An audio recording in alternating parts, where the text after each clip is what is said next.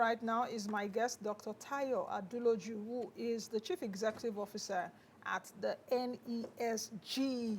Hey, the new role. When you were here, you were the COO. Now you are the CEO. Welcome. Yes, it's surreal. It's real. Just talk to me in a few seconds, your new role. What exactly has changed? What is different? And what challenges come with it? Of course, shout out to Mr. Lauye Jayona. Yeah. He's an added photo of the show. Before he will send me a message now. Okay, so what's different? Well, you know, we had a 6 months transition. So one of the beautiful things about the NESG is the leadership succession is predictable, it's steady, it's planned. So I've had the support of kind of everybody in settling down, patrons, founding fathers of the NESG, board members, community. And so it's been really stable settling in. But the difference between this role and the COO role, the COO role was focused on reform operations. So I was a person in the field, you know, pushing the reform programs, driving the execution. Now I'm delegating that to other people to do and staying focused on the top end advocacy messages of the NESG and the strategic relationships with key institutions and partners that are crucial to driving success, whilst giving more of my ear, of course, to the private sector. We're a private sector-led think tank. And so to ensure that the business constituency in Nigeria is robustly represented in policy conversations in the country, in the region and around the world. And so, yes, so the difference is a big focus on the big outcomes and the big policy result areas. Is there a COO now? It's not an automatic creation of COO. We have several senior fellows that one will emerge ultimately in the COO succession pool function. So that again is a predictable, steady, well-planned thing at the NESG. Okay, so let's get right to business. And let me task you with, when I read your report online, 68 pages, give me one word, just one word, that summarizes your report for Nigeria. Just one word, not one sentence. I think it's intentionality. Okay. I think it's strategic intentionality. Countries that have been through what we've been through don't get out by mistake. We are in super volatile, uncertain, complex, ambiguous, disruptive macroeconomic stability triggered by all the accelerators last year, of course, plus the big signals in both FX and fuel subsidy reforms. That in 2023, of course, created that huge negative effect on businesses, balance sheets, contraction in former high growth sectors of the economy. We saw some of them become laggards last year, leaving just 3 sectors as drivers of growth, ICT, finance, and trade. And that tells you, and of course, with huge cascading consequences for cost of living for households. The Nigerian households and the Nigerian earner felt it where it hurts, in their wallets, in their food baskets.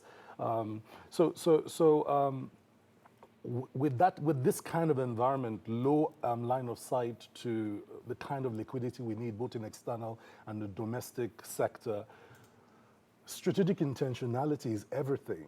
And so rather than us this year simply doing the economic crystal ball thing, where you just predict what happens, we thought, let's use economics to evaluate, describe, and solve for problems. So one of the things we've done with this report is to do exactly that, have strategic intentionality with not just saying this is where we are, but we also say this is how we could get out.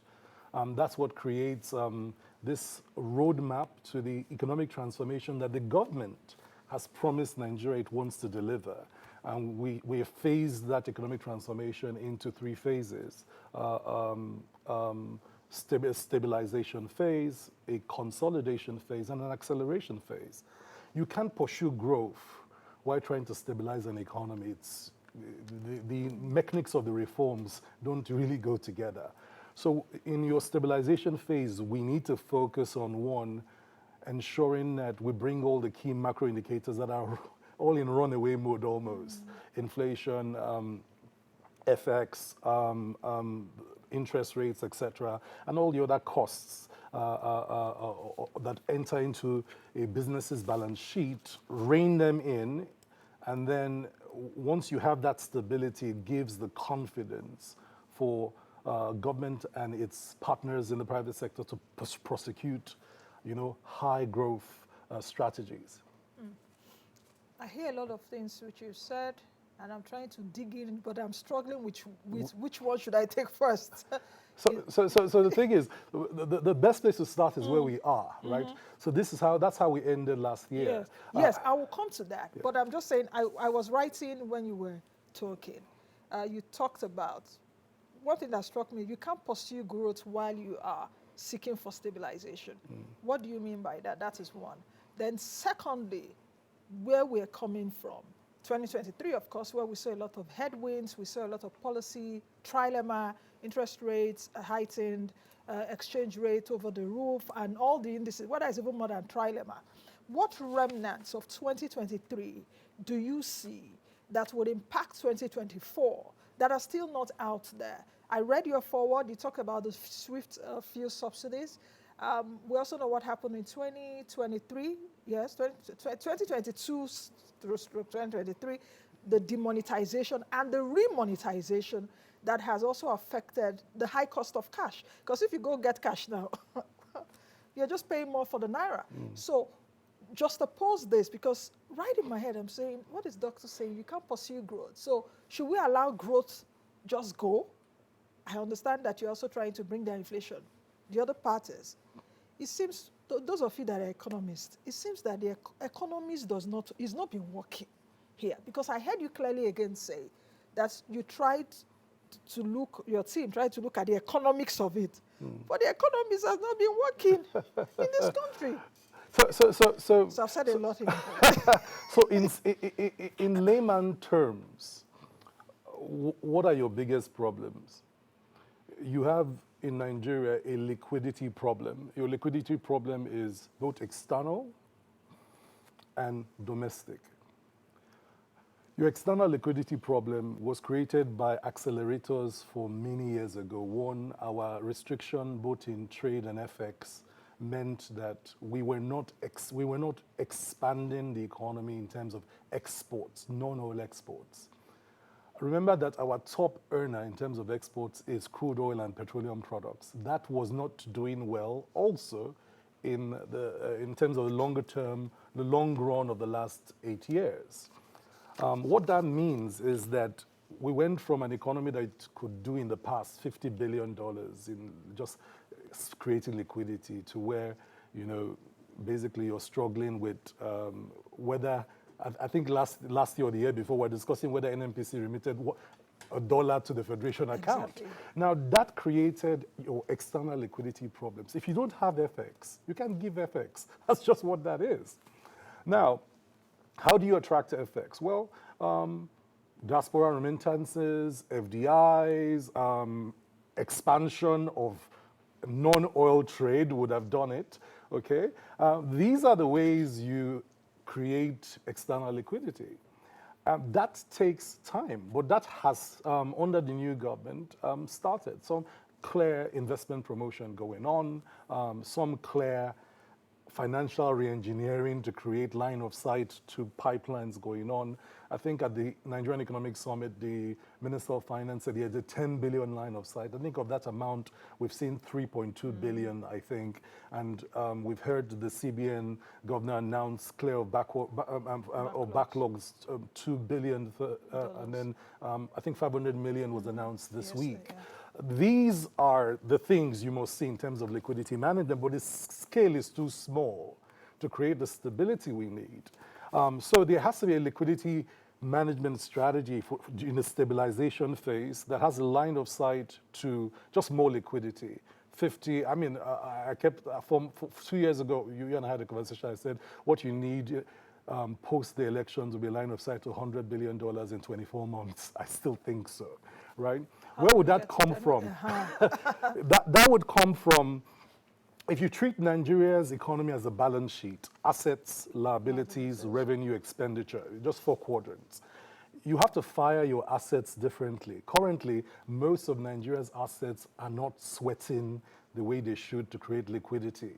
And if you have assets that are not either bringing you revenue, either by sale or by output or by dividends or by royalties, they're all wasting, they are there in your asset portfolio, but they're not delivering. One of the things we could do is the Ministry of Finance Incorporated, MOFI, could do a better job of coordinating with the rest of the economic institutions on creating what we call our sweats, our top-end high assets that need to sweat to give us a pipeline, a line of sight to, say, $250 billion. Now, that will now have different strategies in there. Some will be just efficiency and turnarounds of government asset-owned companies. Some of that will be privatization, commercialization, investment promotion. But we need clear packages. When we say business should invest in government or business should invest in economy, where? Is it ports? Give us, are you de-risking ports assets so that they have become bankable for investment? Is it rail? Are you de-risking rail so they become bankable for investment? Global FDIs are attracted to well-designed portfolios. So that's on your asset side. Now, on your liability side, we still need a borrowing plan because we'll still borrow. So we need a clear borrowing plan. Borrowing for what? Into where? So your borrowing plan then goes into your spending plan. Your spending plan has to be tied to your budget. And so we have to go back and look at the budget and ask whether the budget framework will deliver the outcomes we want. One last thing to say about your asset classes. The asset classes are the key, really, to your investment promotion. We do not have a national investment promotion plan that says Nigeria is looking for $200 billion worth of investments into these 5 areas. These are the FDI projects that we want to attract that capital into. The rule of global FDI is that it goes after countries that have well-packaged investment-grade projects, that they have de-risks, where they've created a clear line of sight for the investor to see, one, where to invest and how quickly to do it, and also how to take their money out. So you have to kind of solve for these 2 problems together. Now, when you go to your revenue side of your balance sheet has to do 2 things. External revenue mobilization and domestic revenue mobilization. We need a clear strategy that says, for now, we have done most of our revenue mobilization externally has been oil-led. How do we, and you need your trade policy to do this, create a trade policy that does non-oil external revenue mobilization of $50 billion, which is the average size of what oil does for us. You must do that because we've said we will drive non-oil exports for years. In real terms, it hasn't happened. It's happening. So, for example, we have a trade surplus for the first time in 2023, but it wasn't sufficient to shift the system where it needs to go. Now, your external revenue mobilization strategy is what creates real liquidity for the country. And this means entities like NNPC must now go through this full process or become entities that global investing communities can put their money to. We need a line of sight to NNPC PLC, a line of to NNPC be quoted on global stock markets. So let's get going with business. And then there are other assets. Because that was what I discussed on Monday. Yeah. and in fact, other things in our asset classes that are not sweating. Exactly. So Nigeria, the National Infrastructure Master Plan values Nigeria's bankable infrastructure stock. This is stock that investors are willing to put money in at $3 trillion. Yes. $3 trillion. If all we are doing is making 10% of that infrastructure stock sweat, we'll have a line of sight to liquidity on the external side. But it needs a better sequencing and coordination, to make this work. Then, of course, we come to our expenditure side. How you spend the money you make, how you spend the money you make, issue. Yeah, how you spend the money you have and the money you bring in matters. Expenditure transparency, expenditure accountability is non-negotiable because guess what? If our spending does not reflect value for money, we continue to do this thing to ourselves where it's like, you literally are putting a gun, the economy said, and shooting it, okay? When we say we're going to spend money, so just hold that thought on the balance sheet. Your balance sheet needs to be working properly, and I've just described the 4 boxes of your balance sheet: liabilities, assets, revenue, expenditure. But guess what? Whilst that is happening, your social system has to be working properly, because remember, we've taken more people in 2023 into multidimensional poverty. We've taken more people into monetary poverty in the last 5 years, based on the World Bank update report in December. What that means is that your social protection investment is growing. Now, it's not just that we should grow the size of it, we should grow our capacity to efficiently deploy it. One of the biggest complaints from Nigeria is not that the government is not sensitive in terms of earmarking social investments, is that we're seeing social investments ineffectively and inefficiently deployed. The transmission efficiency of social investments to alleviate the suffering whilst these structural reforms take effect is weak. So we need to see stronger accountability, stronger transparency, better program coordination and impact of our social protection investments. Countries like ours going through this difficult structural transformation in the stability phase basically use social protection to make sure citizens don't go off the cliff. So it's hunger response, it's food response, it's the palliatives, it's all the things, keeping children in school, it's conditional cash transfer, but it has to get to those that need them. Now, if we don't get these resources to those that need them, the structural reforms will take a longer time to kick in, become too painful. And that's what creates restiveness, that's what creates the pain points that people can deal with. Now, to growth. Some of the sectors that need to grow in a stabilization phase need stimulus. Manufacturing in our report, we point it as a stagnator. It needs to be fired in the stabilization phase to get to growth, right? Agriculture, is a stagnator in our report. It needs to be fired to get to growth. Now, how do you do that? I do not think you can refinance manufacturing inventory today based on so manufacturing has inhaled the cost structure of the instability. FX has hit their books, fuel subsidy has hit their books, interest rates have hit their books. I think institutions like Bank of Industry have to be repurposed to do single-digit long-term economic stimulus targeted at inventory costs on balance sheets, for example. If you refinance manufacturing inventory costs on their balance sheets for the next 4 years, many of them can now go back and commit to higher asset utilization, which will boost productivity, which will boost employment, and then we get manufacturing back to the growth segment maybe in 24 months or so. But at least we would have done something in this stabilization phase that halts the decline and the contraction. Last is, and this is why I think you can't pursue both simultaneously. You have to actually think of saving the stagnators. Get oil back into oil is basically a laggard. Recession. Exactly, it's been in a recession. Yeah. Get oil back into growth. But to do that, we need to bring in investments, clean up the sector, stop playing around with oil theft. The truth is, for years we played around with this oil theft conversation. Oil theft is a national security imperative. It is an act of war against an entire country's economy. It's been sustained. It has been pampered for too long, and we need to decisively bring it under control. And you see, as the military operation expands in the Niger Delta, you are seeing that the average daily production has gone up. That's what you need. But we need to push it further. Gas security still is required in Nigeria. So a big part of your revenue security in the segment of your balance sheet as revenue is about getting, in the short term, get gas and oil security up so that we can guarantee our maximum output. Just imagine we could hit 2.2 and we could make sure gas supplies are undisrupted. What will happen? And we have to tackle this together. Now, this means that in the stabilization phase, you need forward guidance to business that is a carefully sequenced set of bundled reforms in a particular order. Now, to grow manufacturing, we must increase investments in energy. So the market reforms in electricity have to kick in now, not later. Okay? The talk about getting electricity back on track cannot be tomorrow's conversation.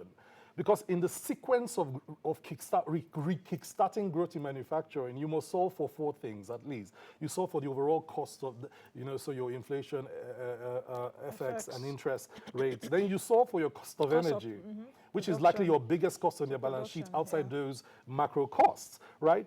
And that simply means we need to declare the market as one that now needs a state of emergency to go into market reforms and that requires a couple of things.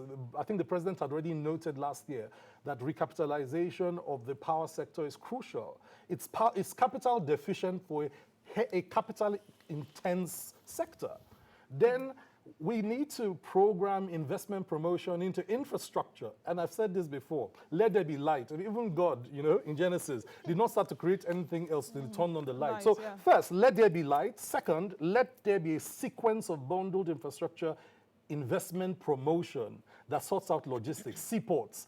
I co-chair the subcommittee on fiscal competitiveness for the fiscal and tax reform committee for the president. And one of the big arguments there is that seaport competitiveness is a big part of why we lose, because goods bound for West Africa that would naturally have come through our seaports, got on our rail and gone all the way into sub-Saharan Africa are not coming again because throughput time at the seaport is low, and then linear connectivity through our countries is uncompetitive compared to other West African countries. We need to move into this competitiveness region. And so we need 12 months or 14 months of deep dives, of war room type, 72 hours, 1 week meetings with everyone understanding they are reading from the same blueprint. So almost a economic stabilization framework.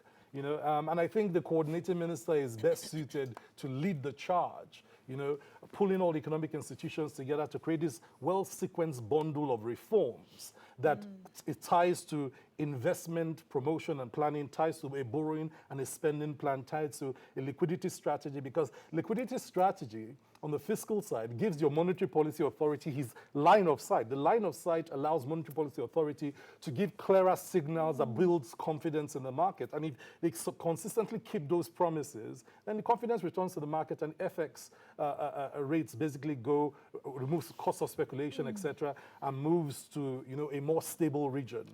So that's why we say stability is crucial. Lastly, food is a big part of the knock-on cost of inflation. If you look at the contribution of food inflation to headline, we need to tackle food as if our life depends on it. One, and there are 4 reasons. One, the Ukraine-Russia war is not about to end. And if you look at the geopolitics, it's going to become a hotbed. 2, global supply chains have been broken. And with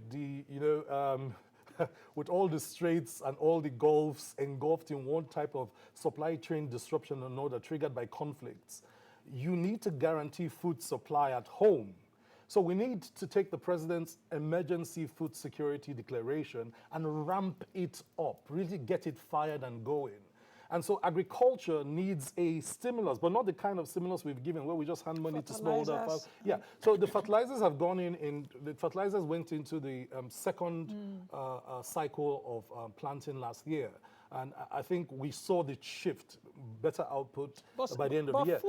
Food is also linked to insecurity. Absolutely. Because we're seeing what has been happening right now. Take a look at what happened in Liquidity. Take a look at what happened even in the Plateau. And so people are even afraid. The farmers are afraid to go to the farms.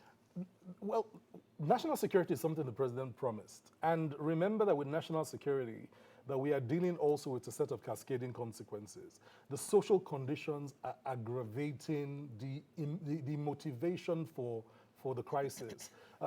Look, I think the World Food Programme puts Nigerians that are coping to eat a meal a day at over 70 million. Now if you just... That is 001, yeah. Or 100, just one meal. Yeah, now that... They don't need those hungry Nigerians do not need an incentive to be disruptive, okay? And you have monetary poverty at 103, you have multidimensional poverty at 133 million. The truth is the numbers tell us insecurity will not go away without certain social conditions. However, the national security architecture is insufficient today to deal with the emerging threats of modern Nigeria. Our national security architecture must give way to regional security arrangements that are governed using regional specific terrain knowledge and issues. The shape and structure. You're saying regional, not state now. Yeah, regional. I'm coming to state. Because the structure of state and regional threats are different. So first regional. If you are in the Sahel, part of Nigeria, your threat by terrain is very different from if you're in the rainforest and the mangrove. Very different threats, just by terrain. And this has to do with the kind of assets you now deploy for security, right? But when you come down to state level, so I think there has to be regional commissions on security that are coordinating better on the nature of the threats in the different geopolitical zones and how those threats are forming and mixing. So for example, our militia-driven threats are not just religious, they are cultic in some cases, they are economic in some cases, some of them are fused to organized crime and smuggling. So you don't have the same type of security threats. We just say armed men. Armed men are not the same across Nigeria. Some are tied more to a tribal sentiment than others. Some are detribalized than just economic. But once we understand the different threat conditions and factors, we can now target each set of threats with incremental security response capability. What do you invest in the north may not be what you invest in security in the southeast, right? That type of comprehensive response now needs the state governors to have full charge as chief security officer and be held accountable for it. And this is where the conversation about state police comes in. I'm a strong believer in state police. We've had several conversations about it in series of summits. All the recommendations from 4 summits of doing security point to the fact that a state architecture for policing is crucial because certain states are dealing with a structure and nature of threats that are not simply the same with other states. So equal deployment of headcount of police and military men do not do it for those particular states.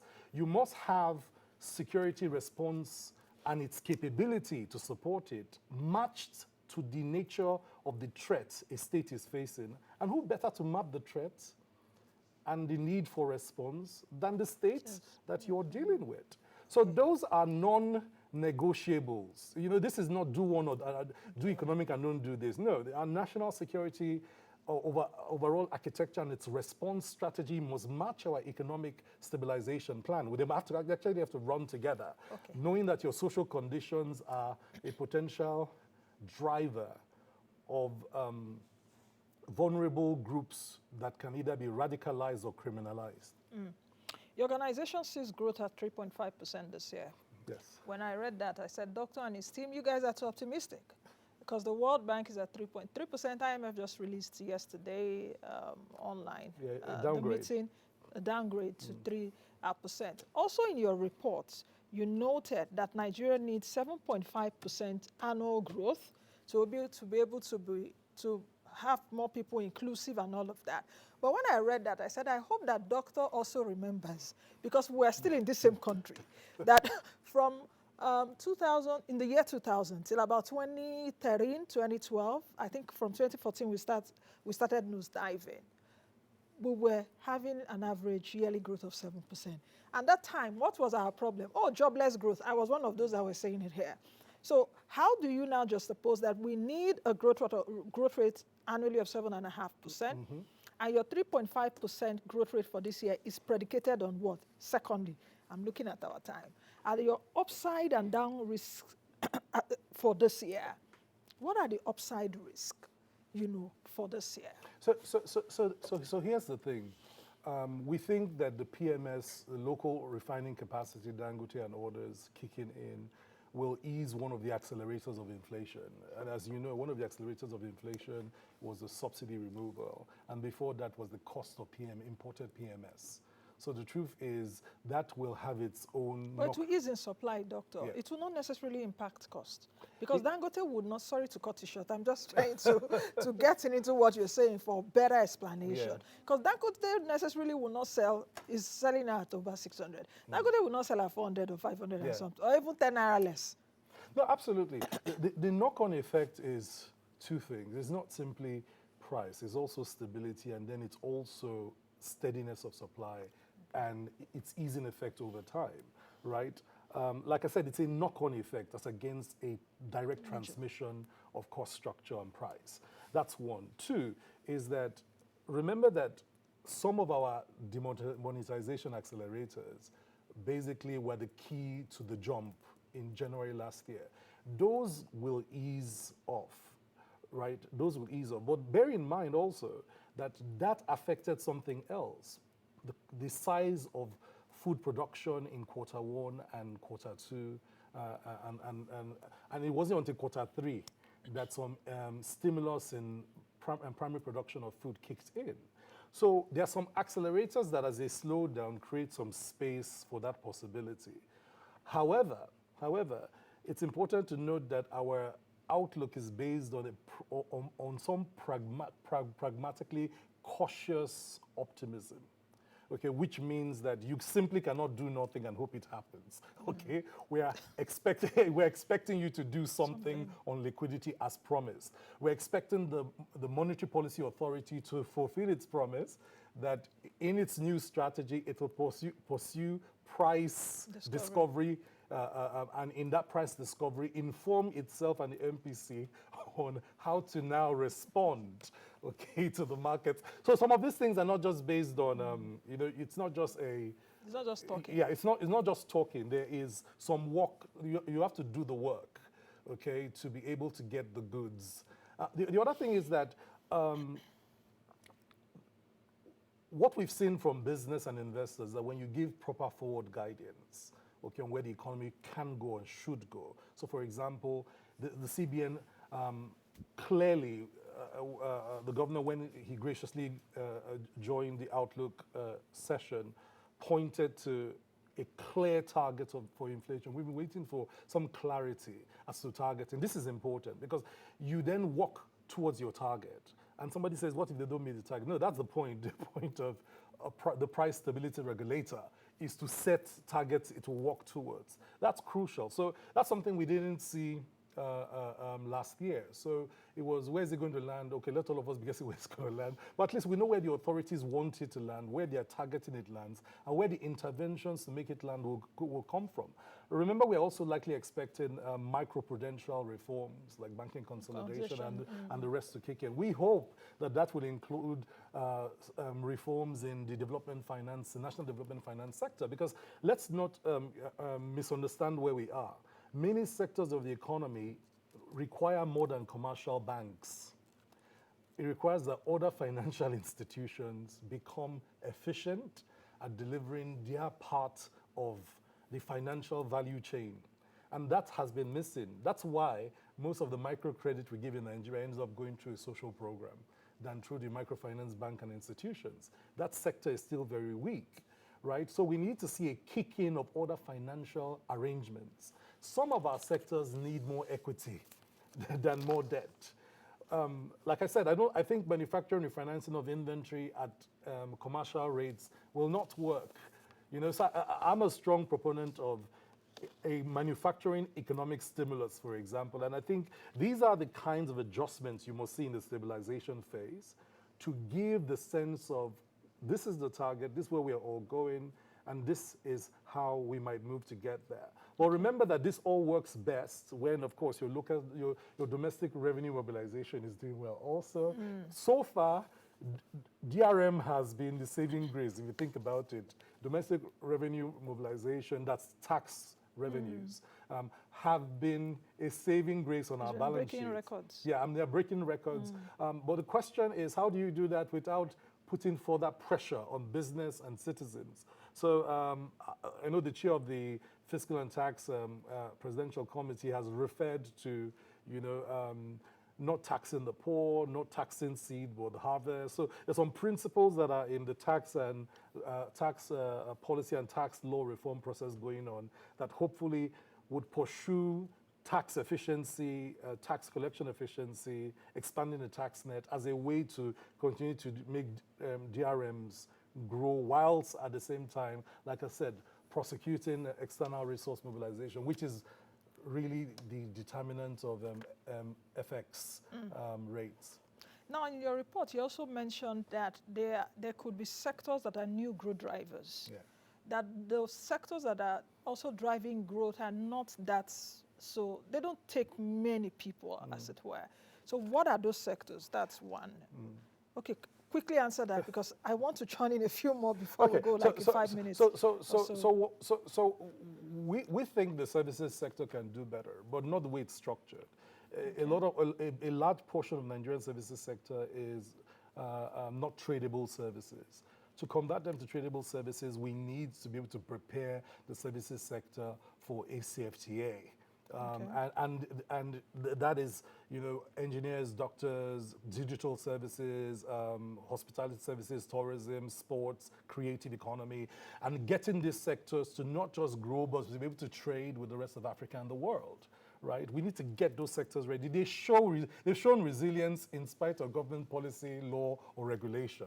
Right? What we need to do is to give them the backup in terms of reforms, policy incentives specifically, and clear regulation that allows them to scale in Nigeria and then scale across Africa.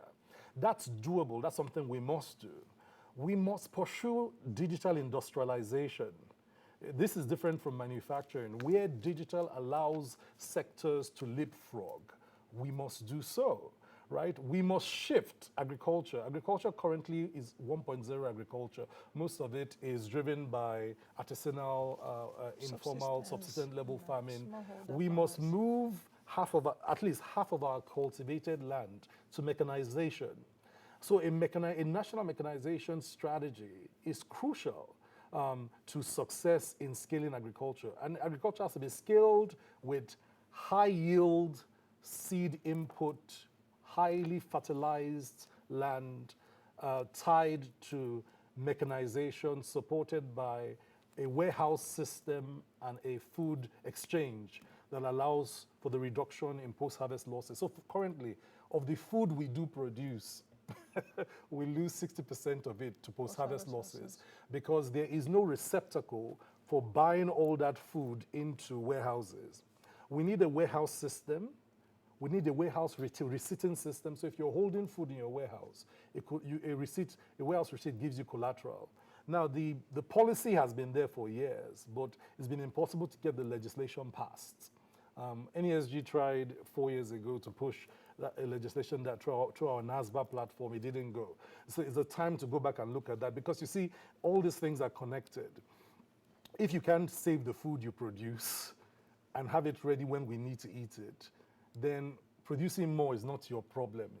I mean, if all we did was not increase output in agriculture, but basically saved everything we produce, it will be transformative for the whole country already. Okay.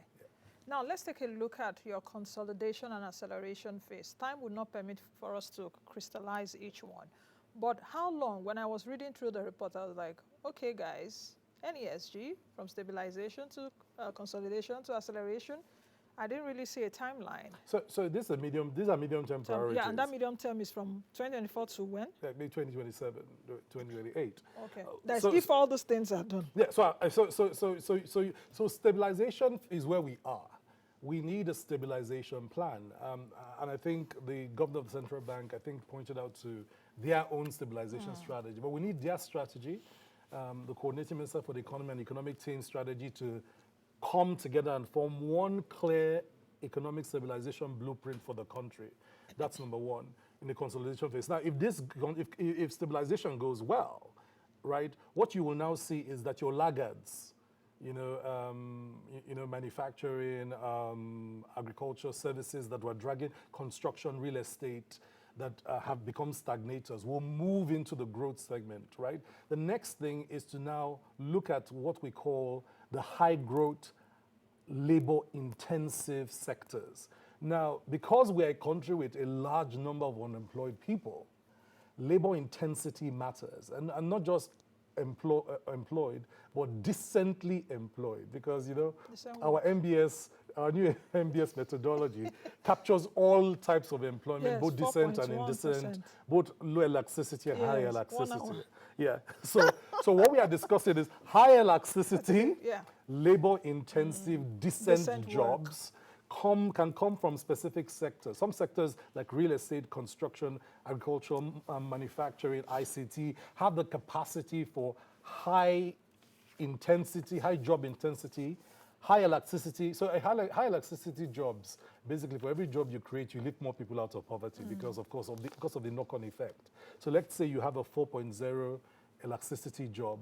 It means that for every 4 jobs you create, 10 people come out of poverty, right? And that's the key. The key is find those sectors that do that for you. And this is not your 1 hour a day job. It's your more robust, more decent type of jobs. Now, how do you get these sectors to grow? It's more investment. It's opening these sectors for greater investment promotion, greater stimulus, greater incentives to grow, whilst at the same time pursuing an aggressive human capital development strategy. Because remember, as we discuss growth and jobs, most of our people that are left behind do not have the skills for that journey. So there has to be a comprehensive human capital development agenda for the country that leaves no one behind, that ensures worker-age youth have the skills they need to now enter this labor-intensive sector in a way that they can be rewarded for medium to high-skilled work. So whilst the economic institutions are doing their thing, the social welfare institutions need to be basically preparing that workforce to be ready for that shift to consolidation. Now, if we get into consolidation, then the accelerators have to be kicked in, and what we now need to focus on is national competitiveness, which is what sectors can compete in Africa. The challenge manufacturers have pointed out when we discuss ACFTA is that they are not they're not cost competitive with other regions. So they come from a loser segment to compete with the rest of Africa. If we solve for some of these problems in the stabilization phase, in the consolidation phase, the confidence to compete will emerge. They will just do better and see that, look, from a price point of view, they become more price competitive with the rest of Africa. And then, of course, the ambition to take Africa on, you know, I mean, Nigerians are, you know they come last. No. And this year, we don't agree for anybody this year. Yes, absolutely. So we have the capacity to dream big dreams and pursue our dreams as Nigerians. And what we need is for these policies in the stabilization phase to move us into consolidation. Once we get manufacturing, agriculture, real estate, construction, creative economy out of the stagnator range back into high growth, high impact, right? Segments of growth. It's then possible to now think of which of these sectors can compete across the world, can compete across Africa. And maybe then it's possible for the government to reach for its $1 trillion economy and then $4 trillion economy by 2035. But this is hard work all the way. Nothing we have said here, whilst it sounds simplistic, is easy work. This is great grinding all the way. And that's where I'm coming to as we end. With all the stuff you have said, with what the report has posited, you also talked about social capital. How should Nigerians behave? Because they say culture eats strategy for work. Is that it? Yes, that's how they say it, isn't it? So how should Nigerians look at this year? This year is really very difficult. Yeah. It's very difficult for everyone, with the Naira going up and down and all of that. So in just a few seconds, what would you say to Nigerians? And how has the engagement been with governments that are supposed to, look at this report and perhaps engage with you on how do we get this done? Yeah. So good questions. I think for businesses have to just stay agile. Keep a clear vision about where you want to go as a business. Be looking at all the data in your market because it will change on you. So you have to have clarity that comes from understanding how your market is responding to all these reforms. If you're a business, pursue value innovation, which is see how you can create high value at low cost. Very important, because the truth about the matter is that if you pass a certain price, Nigeria no go buy. Yeah, exactly. so value innovation is crucial. Refinancing businesses more equity, less debt is crucial if you can find some equity, especially, so some of that needs to kind of kick in. For the Nigerian, it's, what I'll say is some pragmatic optimism. We need to hold our leaders accountable. We need to keep insisting leaders do the right thing. Expenditure, transparency, and accountability is crucial. All CSOs need to keep an eye on 2024 budget to ensure we hold government to account on how money is spent.